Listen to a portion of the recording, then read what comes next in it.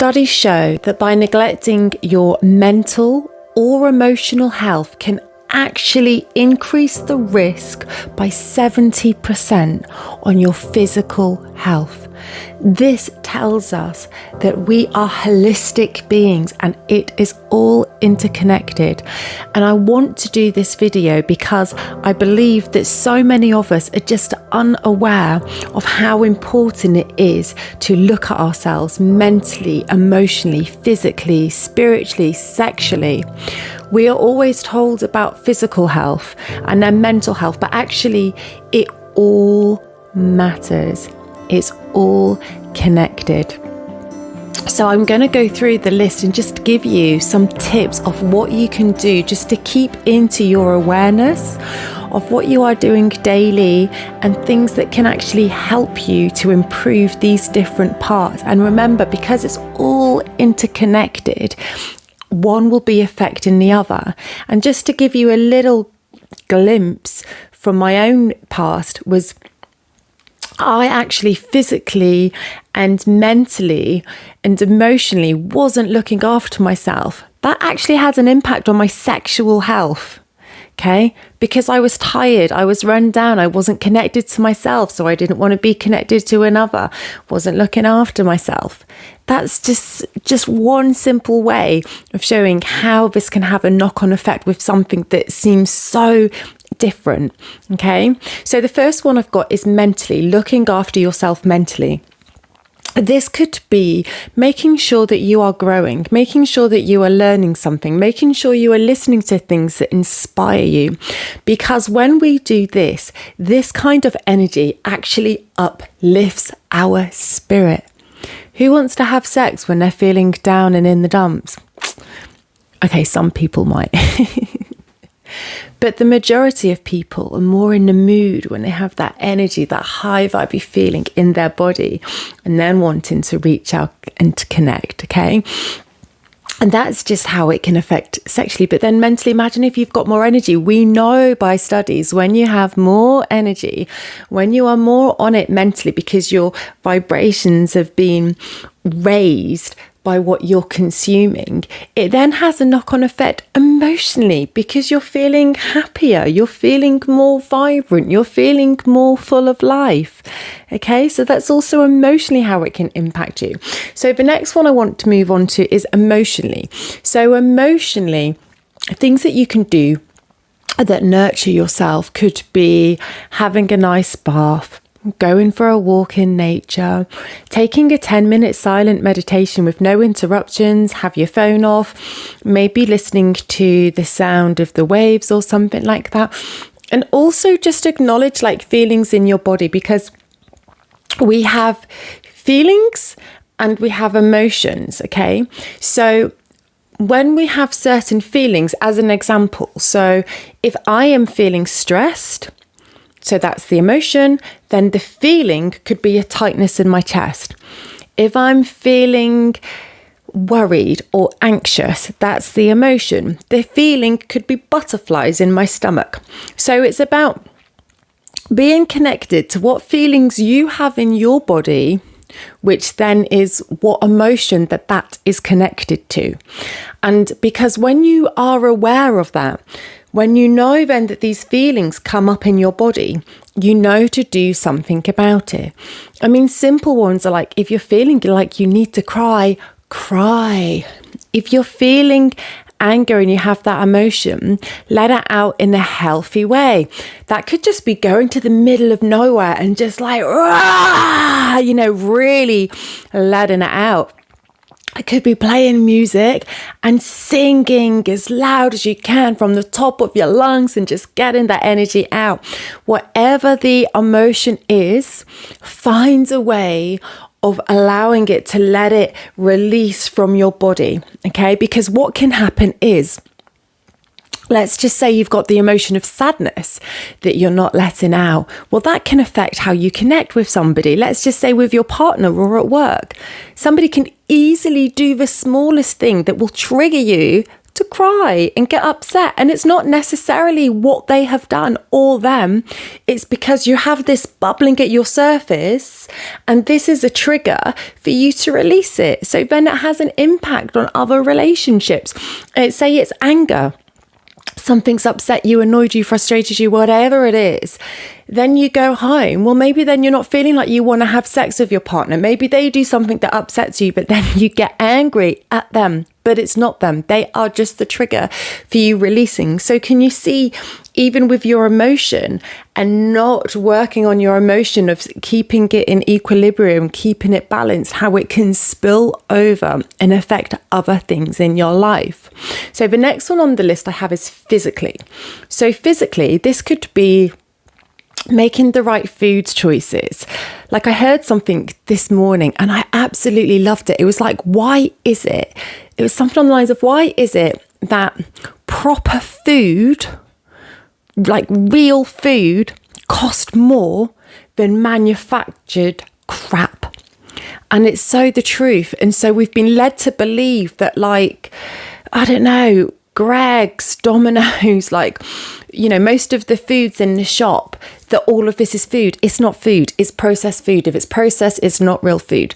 So if you start to take note of how you feel in your body, you might actually notice that if you eat loads of chocolate, if you eat lots of carbohydrates, lots of like processed foods, actually the next day you might wake up feeling tired. You might wake up feeling drained.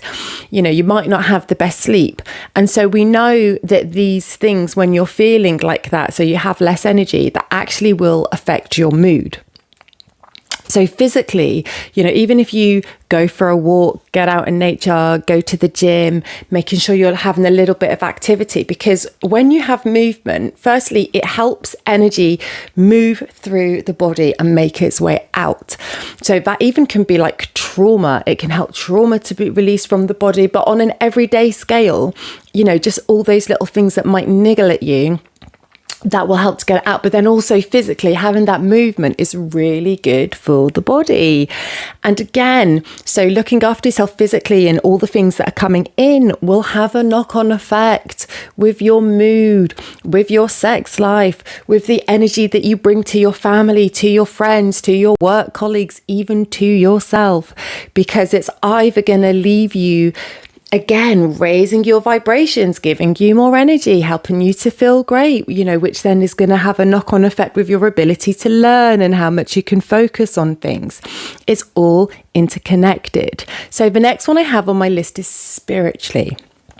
So you don't have to give yourself a label of spiritual or religious or whatever. You know, personally, I feel that we are spiritual beings having a human experience.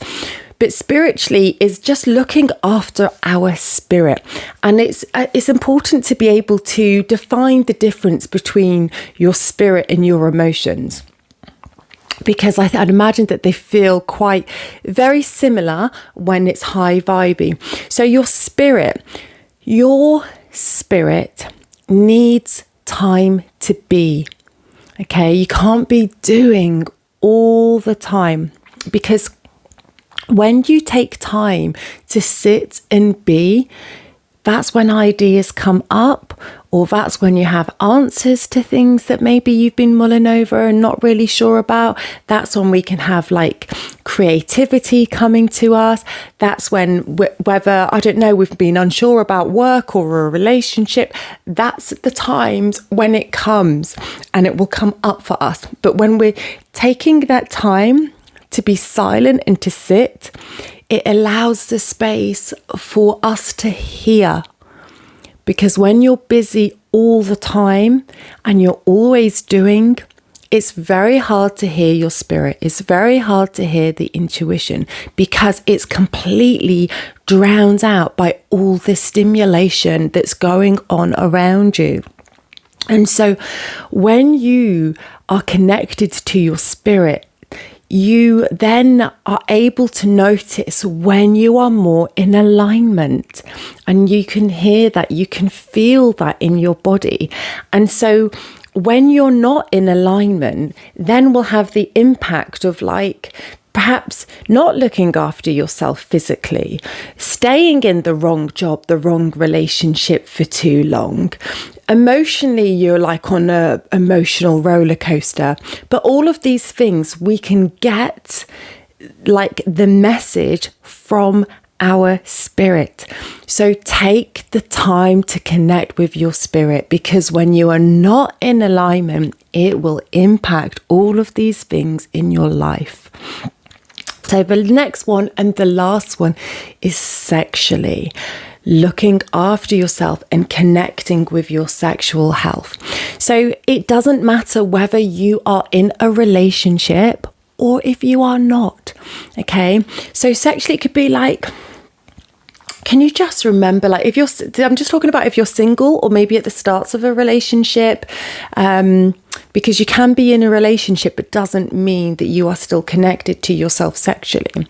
So for me, I know that sexually, when I'm not in the mood, if I'm shut down, that definitely is my body screaming to me that something else is out of balance. Okay, because when I'm feeling balanced mentally, emotionally, physically, spiritually, I'm not going to say, oh, I'm always open, with a partner for sex, but I'm definitely more, I'm more open to it, because the mind, the body, this spirit, the energy is just free because there's nothing else that's weighing it down. And even on like a physical scale, when you are physically, mentally stressed and the body is not well, your sexual health and your desire to want to have sex actually will go down, because the body doesn't understand it's in fight or flight mode. It doesn't understand that there isn't an immediate threat in front of you.